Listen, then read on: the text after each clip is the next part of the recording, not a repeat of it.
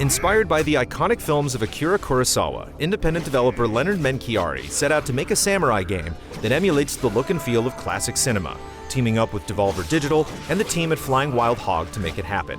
The result of this collaboration is Trek to Yomi, a smaller, somber tale about duty and vengeance. 30様、一大事でございまする。ひろき、ここにおれ。された。修行を忘れるでないぞ。 The trek begins in the past, with young Hiroki receiving sword training from his master Sanjuro. The lesson is soon interrupted when word spreads that his village is under a full-scale attack. Rushing to protect his loved ones, Hiroki encounters the bandit leader, but not before tragedy strikes. Years later, he vows to seek revenge and protect the villagers from future incursions.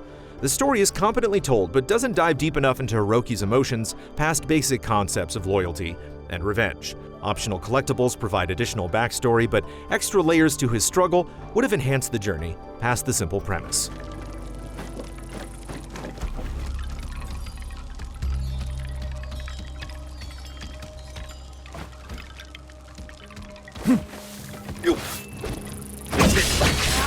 Trek to Yomi's combat is simple, with an emphasis on lethality. A few hits with the katana will eliminate most foes, while armored enemies can take a little extra punishment. Likewise, it's essential to avoid taking damage yourself, as you can only sustain a few hits. You can roll to bypass ranged attacks, or parry as a risky but effective way to create an opening. Each action reduces stamina, so if you're not careful, you can overextend yourself and become a sitting duck for enemy blows.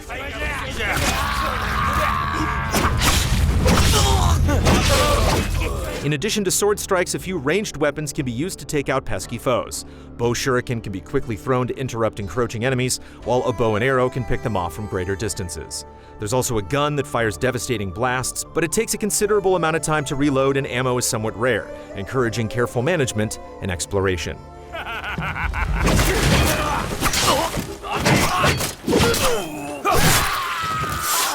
Despite these extra tools and systems aiming for a more methodical approach, the best way to deal with basically every enemy is to stagger them with a 3-hit combo and follow up with an execution. This combo is incredibly efficient and powerful, diminishing the need for other techniques. There is a hard difficulty as well as a 1-hit kill difficulty that unlocks after completing the game, which makes parrying and blocking more essential. However, a few extra enemy types to mix up combat strategies would help stave off the familiar routine. There are a handful of bosses sprinkled in through the course of the 5 to 7 hour quest, although the same tactics usually apply to taking them down. At least, the spectacle of these fights is a nice reward for carving your way through each stage.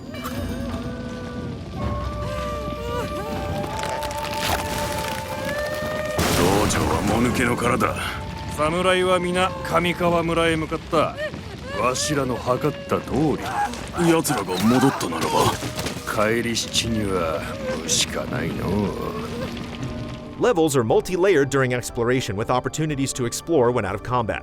Homes and side paths yield collectibles that provide context for the story, as well as health and stamina upgrades, extra ammo, and unlockable techniques. Characters sometimes offer snippets of dialogue to bring each zone to life, while some light puzzle solving further helps break up the pace. The environments lose their charm the further you progress, however, as the bustling, lived-in stages you encounter early on eventually give way to caves and rocks.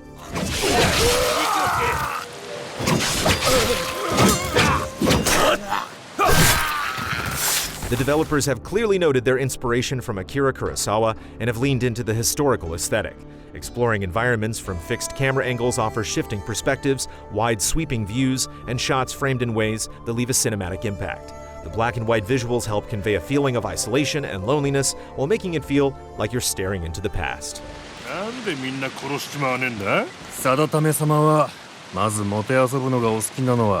Trek to Yomi doesn't offer anything essential, but it scratches a very specific itch. Edo-era Japan is an entertaining setting, and the lethal sword duels are engaging, albeit basic. A few extra enemy types and further insight into Hiroki's struggle could have elevated Trek to Yomi to greater heights, but it's still a fun diversion for those looking to clash swords.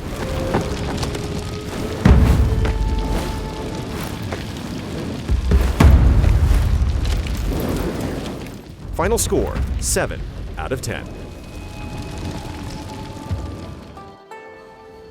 All our reviews are made possible by generous viewers just like you.